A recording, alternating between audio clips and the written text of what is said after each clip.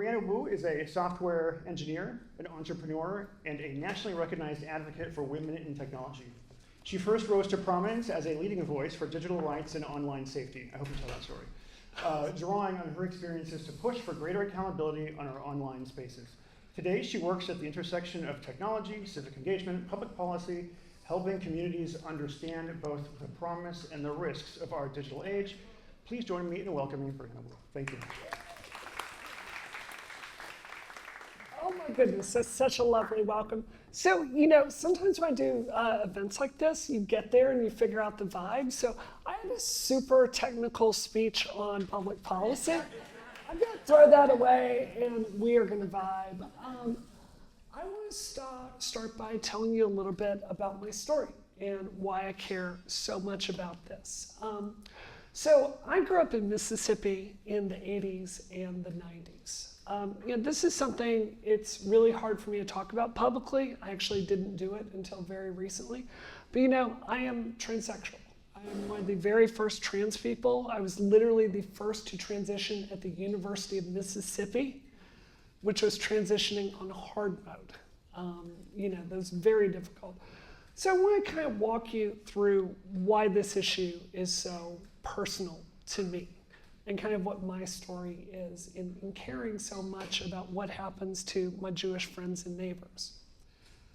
And I want to tell you, the first time I even knew what a Jew was. It was Mississippi. It was the 80s. We were having Thanksgiving dinner at my house. And everyone at the table is talking about these people that moved down the street from us. And they're talking about them just with the darkest language, talking about the things that they worship and the things that they do. And I could tell, just intuitively, that this was, I'm a literal child, but I knew it was wrong. I could tell they were really just being bigoted. And I remember sitting there and looking around at all the adults and going, why is no one saying anything here? This is, people I'm related to. They're just being silent on this. And I never forgot that because I used to think it was just a Mississippi thing. And the older I've gotten, I've realized it's a human nature thing. People don't speak up in that circumstance. We tend to stay quiet. So, life goes on for me. I'm growing up trans. It's obviously very difficult. If you want the long, sad story, we basically shut down. We don't make friends. I'll answer that if I need to. We shut down, we don't make friends. It's very, very difficult. And eventually, I find myself at Ole Miss, and I crash out, completely crash out, get addicted to drugs, have a drinking problem, decide to face who I am, and I eventually transition. So I want to walk you through that year at Ole Miss when I am the first student to ever transition. Again, at the University of Mississippi, when most people only know trans people from Jerry Springer. And the one therapist that cared enough about trans people to sit down and understand the protocols that we need to get help, the medical protocols, was the only Jew in his department. And he sat down with me and met with me for free because I was so broke, twice a week, helping me work through this, wrote my HRT letters, stood by me every single step of the way. When I went to the Ole Miss administration and said to them, I want to transition. Can you help me change my name here? Which bathroom do I use? Who do I talk to about this? The one administrator that went to bat for me in the dark ages was one of the few Jewish administrators at Ole Miss. And I want to tell you a story. I broke my glasses in this time period. And she actually pulled me into her office one day and she goes, Brianna, I got these for you. Try these on and see if these work for you. She literally gave me her glasses, and they were close enough in prescription. I wore those for years because I was so broke. She would actually bring me into her office and she'd be like, oh, Brianna, that lipstick you're wearing, that's not the right color for you at all. Very Jewish mom, which I appreciated. And, I look back at this now, I don't mind telling y'all, I lost my family when I transitioned. I've not spoken to my mom or my dad in over 20 years. My sister, I've not spoken to. So my own family didn't stick by me, but it was my Jewish friends that did. And that mattered to me. I'm probably going to embarrass her right now, but O'Neill Spiegel is here. You know, her entire team at the Spiegel Center, they helped me with some of the surgery that makes my life possible. They've dedicated their professional lives to helping people like me. So, O'Neill, thank you for being here. You're a really good friend. So, all of this is to say, you know, I've faced hate dead on myself. And I want to talk to y'all a little bit about Gamergate, which is what rose me to prominence, because it's really shaping the information space and everything that's going on right now with this attack on Jews. So what we're going to do is we're going to step back in time to 2014, and I'm going to tell you about the dawn of information warfare. I'm going to explain to you how it works, and then we're going to go through a little bit of American history and look at how this has shaped the last 10 years. And just preview, whatever political party you're in, we're going to criticize some stuff with the right. We will get to the left, believe me. But the thing with information warfare is it is, at its core, I know you probably think about hackers out there, like sitting behind computer screens. You know, information warfare is basically propaganda. You know, we used to drop leaflets out of planes to spread propaganda. The thing that makes information warfare so terrifying today is the scale and the precision by which we can target people and ideas. And I want to give you a very specific example of this. For a political election, if a person on any side is working a political election today, the amount of information they can pull on you is literally insane. They can figure out where your kids go to school. If you're looking up articles on medical bankruptcy, they can pull that cookie data, target you very specifically with ads. They can literally show you pictures of your neighborhood online. They know how much you make. If you're reading articles about immigration or LGBT policy, all these things, they have that data on you. So the precision by which these large-scale operations can reach into your psyche and activate very specific buttons, it's entirely unregulated, it's entirely unprecedented. So that's what we mean by information warfare. How did this start? So in 2014, we are starting to have conversations in the video game industry and tech about the way that women are treated. It's kind of almost quaint to talk about it now, but women in tech do face substantial discrimination. We are a fraction of the venture capital that is allotted every single year. Women leave an industry at a rate of 5 times in tech what we do in other fields. And a lot of that is because it is a boys' club. So we were starting to have conversations in the video game industry about, there aren't really many female journalists out here covering our games. We really don't have many female leads of these game studios, or our hiring practices right. So we're beginning to have conversations about this.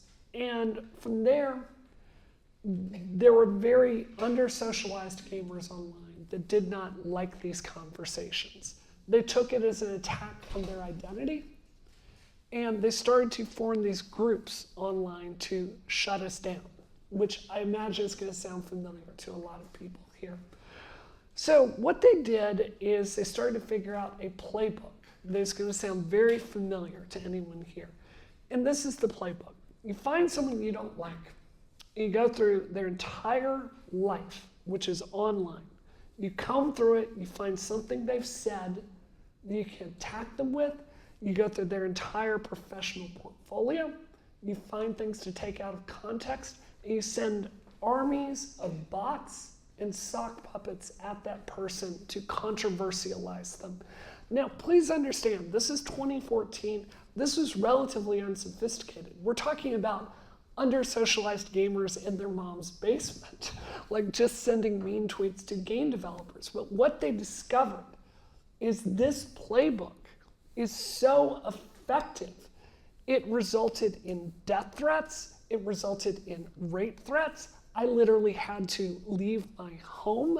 I had a Law and Order episode made out of my life from all the insanity that they did. And I find myself at this center of this storm when these gamers have figured out how to hijack Twitter and manipulate Twitter. So it's nonstop just talking about us, threatening to kill us, and spreading all this disinformation about women in the game industry. So after this, I really tried to work with the platforms. I tried to work with law enforcement. I think no matter how we feel about free speech, all of us should agree threatening to kill someone is not free speech, right? That's a point law enforcement should get involved.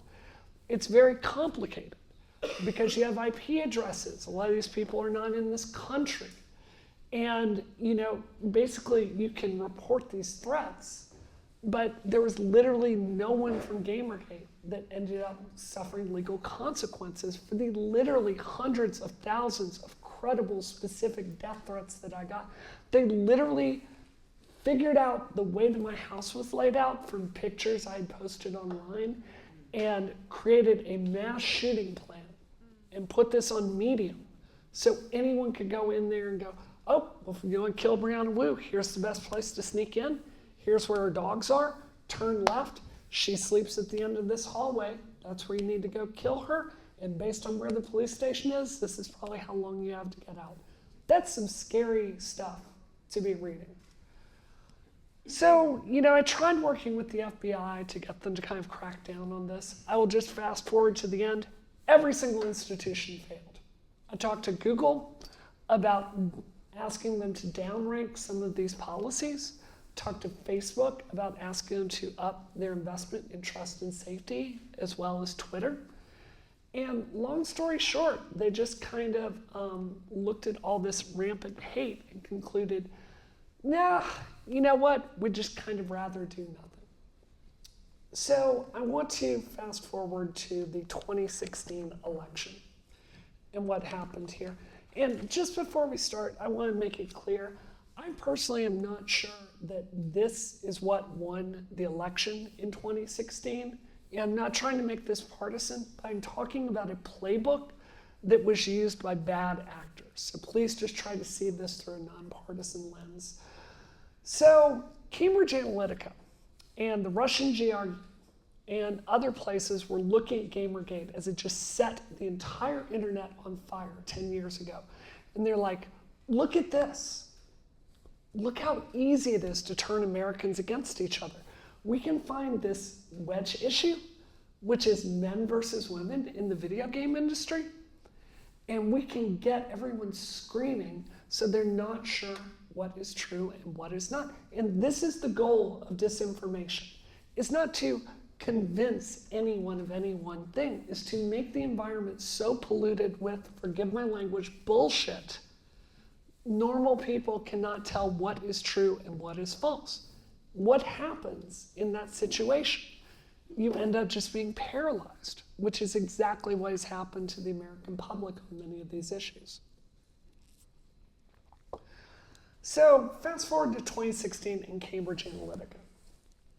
They figured out how to hover up 87 million Facebook profiles. And they did that exact same regression analysis on that data. They figured out what people cared about.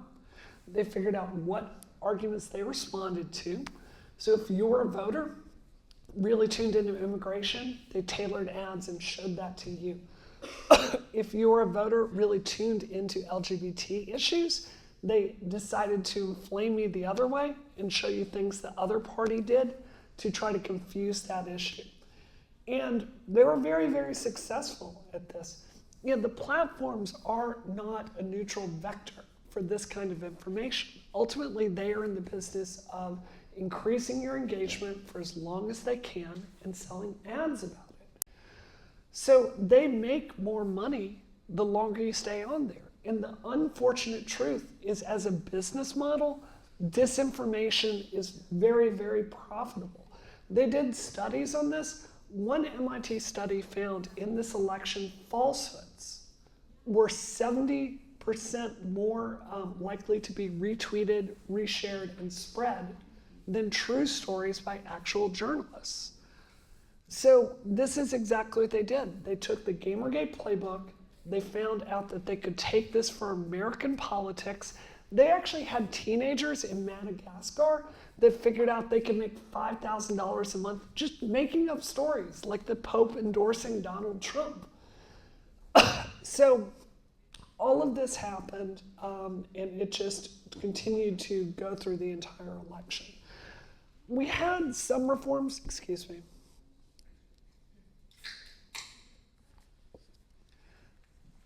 You know, after the 2016 election, we did have some reforms. I'm sure you remember the conversations in front of Congress. Everybody basically talked about putting watchdogs here and upping their disinformation policies. This is the real problem with disinformation. Our enemies are weaponizing our free speech against us. You know, if you go to Russia or Iran, they don't care about free speech. They don't value this like we do in our country. So as we are trying to implement these policies that basically try to figure out how to thread this needle, there are consequences for free speech. A really good example, you know, my own husband helped develop the coronavirus vaccine. I think you can look at some of these disinformation policies and say, this could have perhaps gone too far the other way. So it's really a balance of trying to do this. And no matter what we choose, it's going to upset someone on some side, which again leaves us very paralyzed trying to develop policies, trying to counter all of this. So when we come to the 2016 election, basically what happens, the GRU also expanded this playbook. They would pose as Black Lives Matter activists, claiming don't vote, the system is rigged. You know, their goal was to reduce turnout.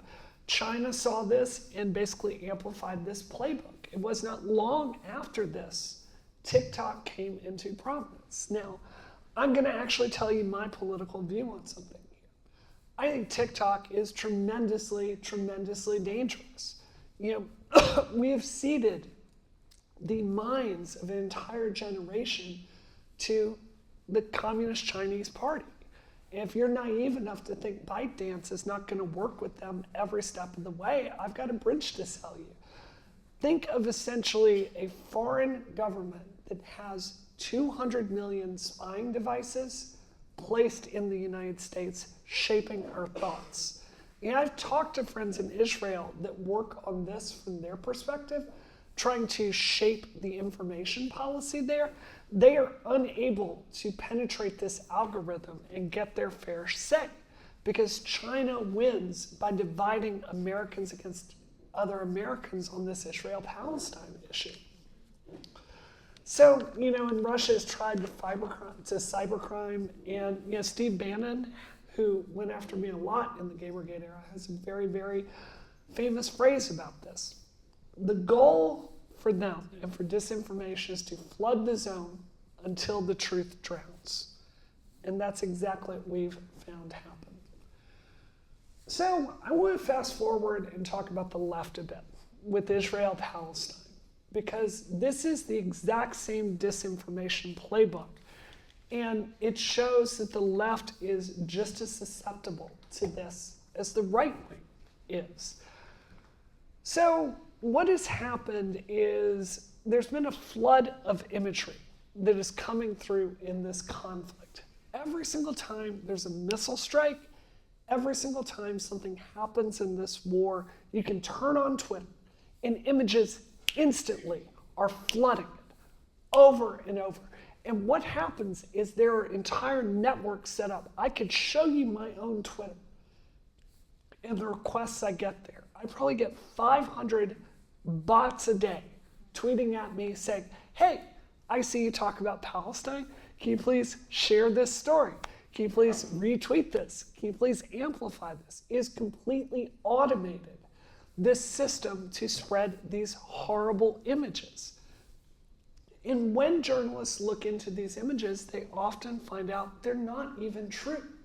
They are remnants of past wars. They are things that happened in Iraq or Syria, or in some cases, they have what we call Pallywood, where they literally sit there and just manufacture these stories. You can go out there and see the full tape of them like burying children in this rubble, and then they will come and like pull the rocks off and make it look as though they're rescuing some child from this.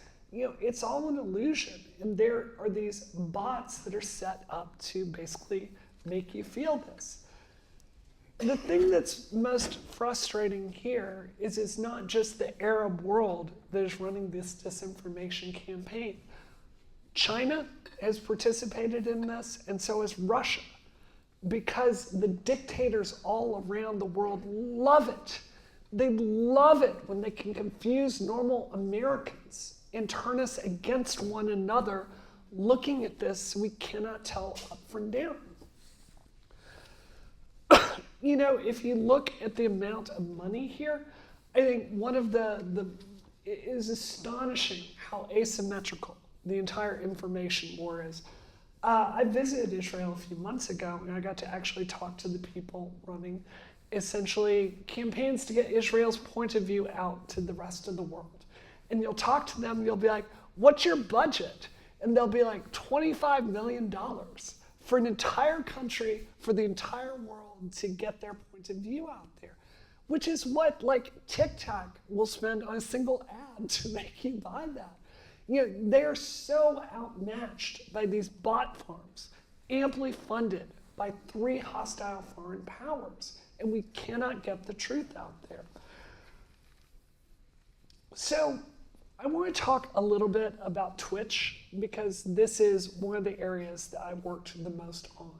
People know me as a progressive, and up until I left the progressive movement, frankly, over Israel-Palestine, after seeing how anti-Semitic the people I'd spent a decade working with were, a lot of my work was about Twitch and TikTok and trying to get young people basically involved in voting, to try to reach out with legitimate leftist messages, to get them to participate in the civic process. I want to tell you about Hassan Piker and the structure of some of these things that are out there targeting your children. So Twitch is officially owned by Amazon, and their biggest star is Hassan Piker, who I think is one of the most dangerous people in the entire world for Jews. He is someone who the DNC has repeatedly invited to their conferences to talk to them. Democratic politicians repeatedly talk to him because he has a massive audience. Twitch's financial interest is to promote this guy. And if you're looking at disinformation on the Israel-Palestine conflict, he is one of the #1 purveyors of it. Early on in this conflict, a missile came and hit a hospital. And you can see Hassan Piker on stream. He's looking at it. He's like, what? Look at that right there. That's a JDAM. It's an Israeli JDAM. It just hit that hospital. Boom. Israel's out there committing war crimes, claiming this to a massive audience of young people. Now, you wait a few days for the actual truth to come out. What happened? It was actually a missile from the other side that misfired and struck a hospital. But that only gets clarified after half the world believes all these lies about Israel. Another example, there was a hospital. It had a Hamas command center in it. It was known. They tried to get it out. And eventually, after trying to get the civilians out of there,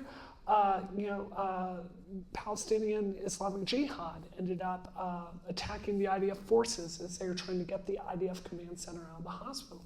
Hassan Piker is sitting there breathlessly covering this, telling people that Israel is there slaughtering civilians. Again, it's not true. This is the biggest star out there for 20-somethings, just believing straight anti-Israel propaganda. TwitchCon happened. This was just a few months ago. They literally had Hassan Piker and a lot of his orbiters there. People like Denims, people like Frogan, these big stars for Gen Z. And they are sitting there ranking people from like the most desirable, the most Arab, and at the bottom is the most Jewish. This is Amazon, a company owned by Amazon. Their biggest stars up on stage ranking people from most Arab, and the lowest is down here, the most Jewish. And they're putting, Ethan Klein's face there and Ben Shapiro, and then they're ranking the Arabs at the very top. This is your children mainstreaming this garbage. This is how they learn to understand these conflicts. At the same time, you have this happening on TikTok. The TikTok algorithm, I can say this as someone that worked this election, it is so hyper-tuned up to amplify this disinformation about Israel-Palestine. If you try to get the truth out there, it is algorithmically suppressed. ByteDance and the PRC are going to do what is in their interest, which is divide the American people, convince them that our Jewish friends and neighbors are our enemies, and try to basically inflame that here.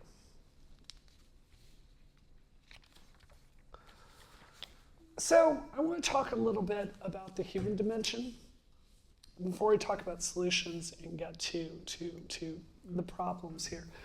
Because if you look at what happened to me in Gamergate 10 years ago, this devastated my psyche. All these death threats, rape threats, people showing up to my house, throwing bricks through my window. The entire goal there was to make us silent. And we did have women in the video game industry that literally quit their jobs. They looked at the cost of speaking up and they decided it was easier to stay silent. Right now, we are seeing this exact same playbook happen to Jews in this country. We had an assassination in Washington just a few weeks ago. It's absolutely devastating. We had Jews set on fire in a hate crime outside. And I cannot tell you how many conversations I've had in the last year with people saying, Brianna, thank you so much for speaking up on this. I'm scared to say anything. I don't talk about this at work. I've lost a lot of friends speaking my mind on this. I used to be a Democrat, and the way this party has turned on me is terrifying. I probably had 1,000 versions of that conversation in this last year. This is a real human cost that people are paying for this kind of disinformation.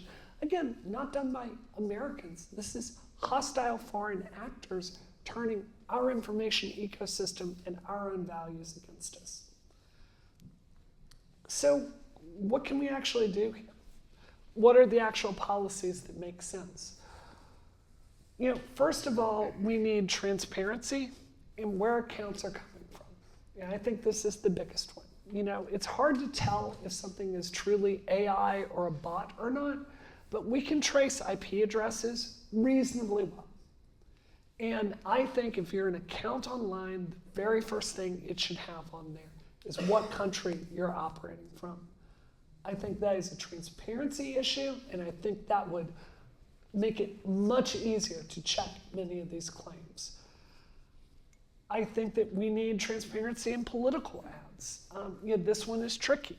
We've tried this, and the problem is one political party decides to game the system by reporting things, and then the other party does it more. And we're essentially in a system now where the people who have the most money for political ads have special access at Facebook. So this policy actually does not work very well, which is something we tried in the 2016 election. A policy I would advocate is I think these algorithms need to be open sourced. I think the way that things are boosted online, I think it's in the public's interest to understand that algorithm so anyone can go and look at this and see what is being promoted and what is not. Um, if you think about the old school model of media, if I were running a newspaper, I could look at the masthead. I could see who was making the editorial decisions. I could make my decision based on that if something was credible and a news organization was credible. I think in that same way, having that algorithm open sourced would make a lot of sense. I think, unfortunately, what a lot of politicians and people believe is offloading it on all of you, the teachers. I think there's a sense out there that we need to just educate students enough to identify disinformation so we can make better choices. And I do think that that has value. That's the entire reason I'm speaking today. I would encourage you to use the things from this talk, get your kids to look at these things more critically, but it's not the only answer. I think another thing that we need to do is things that are not true need to be downranked. They found out with Google, I could literally take anyone out here in the audience right now, anyone here, and I could go get 3 sites on Squarespace, pay $250 a year for it. I could have those 3 sites linked to each other. I could say anything I wanted to on those sites. And I could have those sites linked to some social media accounts and spread any lie about you that I wanted. That trick can be used against literally any civilian. And what it will do is uprank those results in Google to the point that that's all people will see if they Google your name. So I think we need true transparency at Google at looking at these things and upranking reputable information more. And frankly, I would love to tell you I think this is going to get better. I don't. AI is tremendously effective at sounding like a human, and these new bots that are set up with OpenAI technology, they actually just did a study about how much they can use it to tweak people and make them believe a point of view.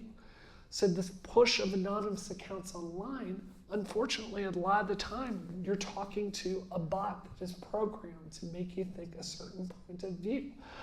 It's also tremendously effective at deepfakes. It is tremendously effective at faking video. We really are in a world where it's hard to tell up or down in any of this. So I know all of that is bleak, but I think that if we can't look at this, we cannot face it. So with that, I would love to take some questions, and thank you for listening.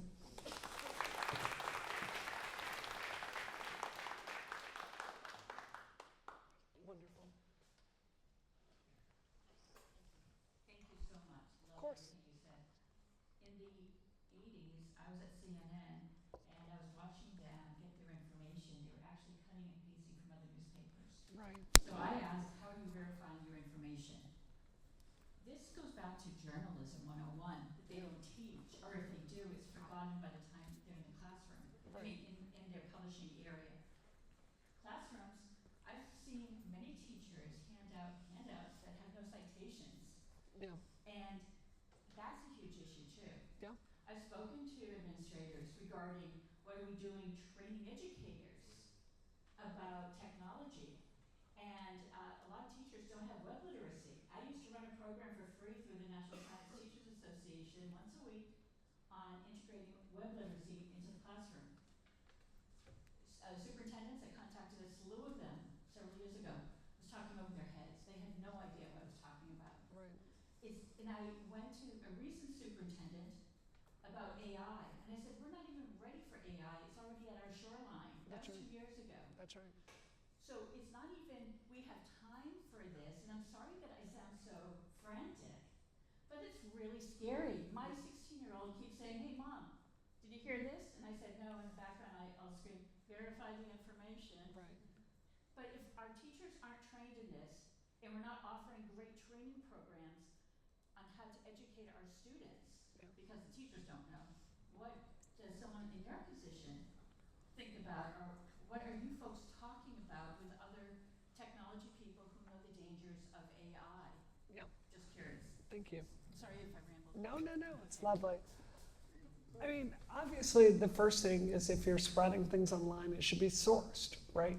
I think if we're speaking really honestly, I've done a lot of work with free press because a lot of these traditional media institutions are failing even basic fact checking. You had this story that came out of the New York Times, something I've subscribed to for my entire adult life. And, they're attributing starvation to people that are having other health issues, right? And they're not even going and fact checking that. So I think, unfortunately, like this lowered media trust out there is happening at the same time where people are not even synthesizing that information. Another thing that's really terrifying to me is AI. The number of students that are just typing into ChatGPT to figure out their entire view of the world, it will show you certain facts. And look, I'm an adult. It's a lot easier to type that into ChatGPT than it is to read 10 books and prepare myself for something. But if you ask it about Israel-Palestine, it is so wired to give you an exactly down the middle where it's half Israel's fault and it's half Palestine's fault. And that may not necessarily be true. So I think that encouraging sourcing is a start, but is woefully insufficient, unfortunately.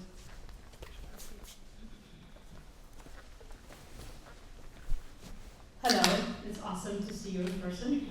Huge fan of your work as a free press. Thank you.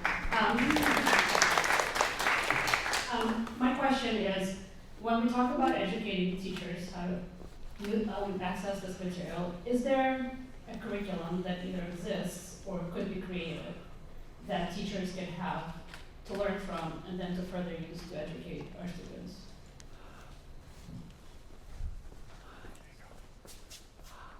I'm not an educator, so I don't know, but I think that sounds like a fantastic job for you, actually. Yeah.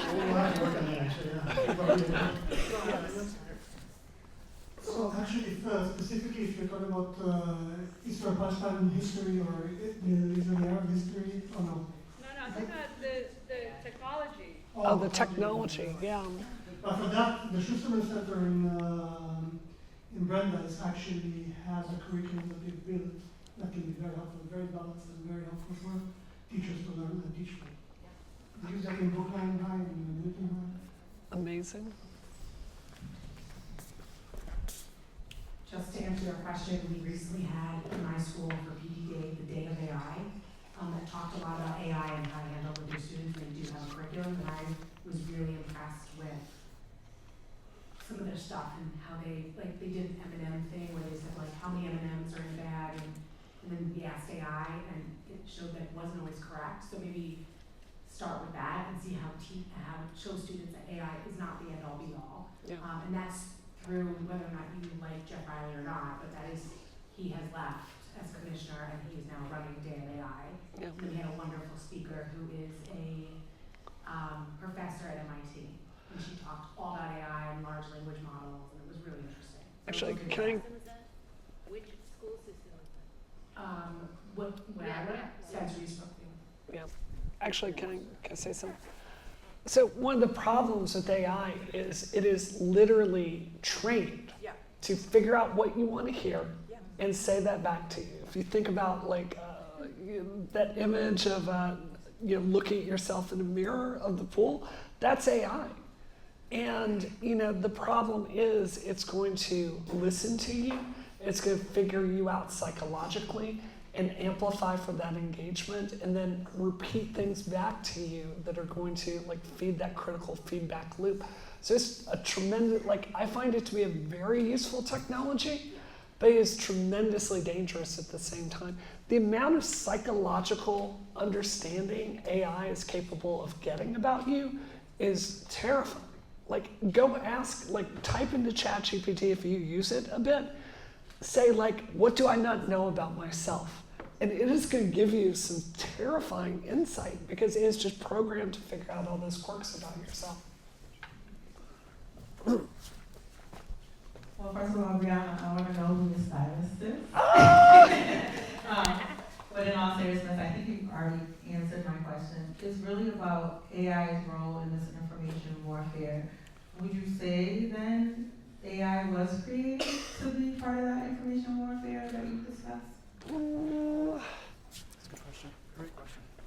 don't know if it was created for that. It is being used for this, right?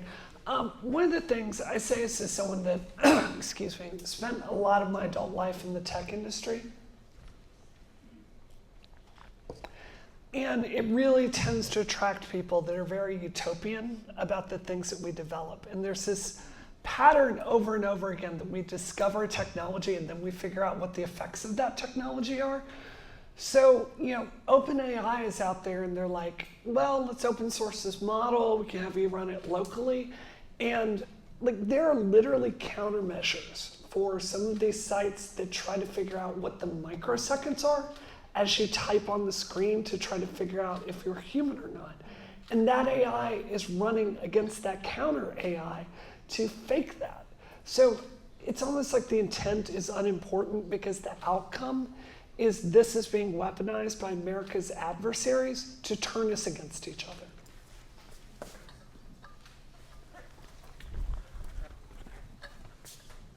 Thank you so much for being here. My question is, as a parent of two teenagers who are already programmed to think their parents know nothing, they see the AI images of the quote unquote genocide in Palestine and all the other images, and they buy into it. And no matter what I say or do, Right. I can't counter it. Right. What's your advice to kind of get teenagers, other than banning them from using technology, to see what's fake and to counter it successfully? Send them with Aunt Brianna to Israel. I'm going over in November. We'll let them see it firsthand. Unfortunately, this really comes down to the ideological capture. I can tell you firsthand, I have been involved in some spicy stuff in my career. I was one of the main people in Me Too, Gamergate. I've been in every single election. There's nothing I've done in my career that's been as spicy as talking about Israel-Palestine. I literally lost all of my progressive friends. I've lost jobs. I've lost opportunities.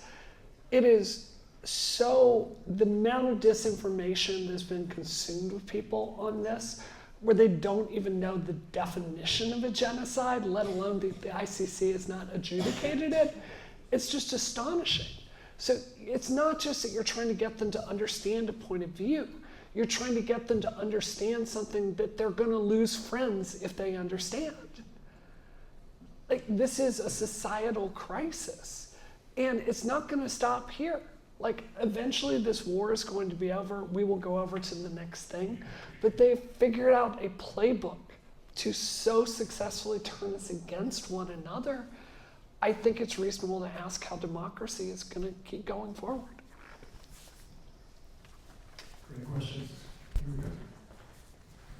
Hi, so I'm not sure what your expertise is on Wikipedia, but I read that Wikipedia had some 40 people that were making hundreds of thousands of edits That's that right. were false, and Yeah. purposely this was a targeted campaign. And I don't know if kids are using Wikipedia or if they're just defaulting to AI, but can you talk a little bit about, has Wikipedia gone and undone what these people have done, or is it impossible at this point? That is a very tough That is a question. really good question. 10 out of 10 question. Wikipedia is ideologically captured. I'm just going to flat out tell that to you. The same way that some of these news organizations are ideologically captured. And they figured out that you can get someone on this site, which relies on free work, right? And these institutions can basically create individuals whose entire job it is to create narratives for certain things. This is another thing we learned from Gamergate. They had to lock my Wikipedia page multiple times because Gamergate was trying to zerg it with a bunch of bot accounts and change it. So unfortunately, I think Wikipedia is a real source for good at times, but you're right about this danger. And as someone who, I hate saying this because I worked with people on this in Gamergate in the 2016 election in 2020. I know so many good people that work there, but when I talk to them, they're just extremists on this issue. And I don't think structurally you're ever going to get the truth out of about Israel-Palestine on Wikipedia.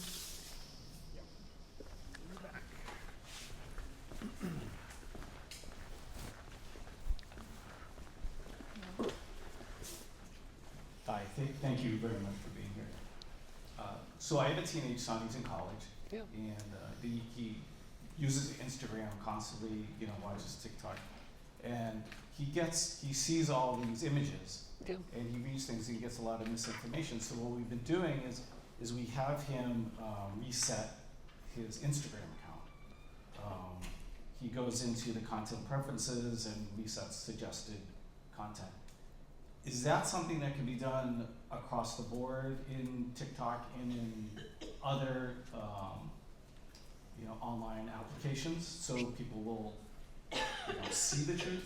Yep. All right. This is the talking stick, right? Here we Yeah, go. yeah, yeah. It's a great question. Yeah, that's going to help things for a while, but all those negative incentives are going to be right back there again. All the advertisers out there are going to have all the information on your family, how much you make, what articles you read, what you look at for how many milliseconds. It's going to stop it for a while, but that problem is just going to resubstantiate itself. You are fighting a war that cannot be won. Like, it's not set up to tell you the truth. There are literal bot farms out there processing images that are not true, and they're creating a network to just spread it out to literally everyone. And now they're ideologically captured and they're not able to hear anything else. So, I literally think this has got to be, I think it's a national emergency. I don't mean to be hyperbolic, but I didn't know so much Jewish history before October 7th. And my Jewish friends would tell me, they're like, first I go for the Jews and everyone else. And I'm like, yeah, okay, sure. You look at it, it's really, really true. And I think you can see our civil fabric ripping itself apart right now. I think this is an emergency, and unfortunately, I don't know how to get my own party that I work for to care about this. We're not coming back to sanity, we're going in the other direction. And I don't know what future we're going to have if we can't get both parties to say, Jews in this country count. We'll take one more question, Tom. Here. So for educators in the room who are thinking about, I don't know if I have the influence to help shape policy in the political spectrum in the ways that you're suggesting, which are great ideas. It seems that a lot of this comes down to awareness for the kids in the classroom. Yes. And a lot of the ways that technology behaves to divide and shape a selective opinion. Yeah. For educators, how can schools and districts and in a classroom setting simply make students aware that, in a world where more news is consumed on TikTok than any other medium, That's right. designed to shape opinion in one direction, how do we just make kids aware that they are, for lack of a better term, prey, and they need to be aware of being spoon-fed disinformation? Just live in a world with your eyes open. Yeah.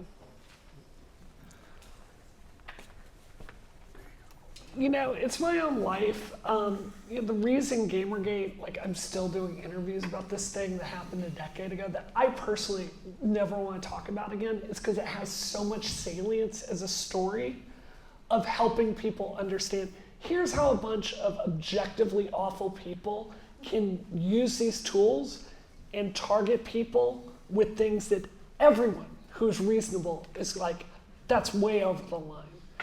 So I think that there's value in telling those stories just because it's so illustrative of how this system works. For me, I used to work in journalism. So if, my first question when I see something is this sourced? Is this true? Can I put my reputation on it? Those are critical thinking skills that I have. We are counting on educators to make your children have that same thinking process. I understand it's hard. I also think that there's been so much policy hand-waving on this with Congress unwilling to do their job and actually regulate these things, just saying, you know what, these teachers, we'll just have you like make everyone aware of how to spot this stuff. It's important, but it's a woefully inadequate policy solution. Yeah, so I think that was the last question. I know that Steve, you had a question, but we're I'll add it later. Okay, we'll add it later. I'll answer later. So, thank you. Thank you very much. האמת שאני לא רוצה, אני מעדיפה לראות את האנשים האלה.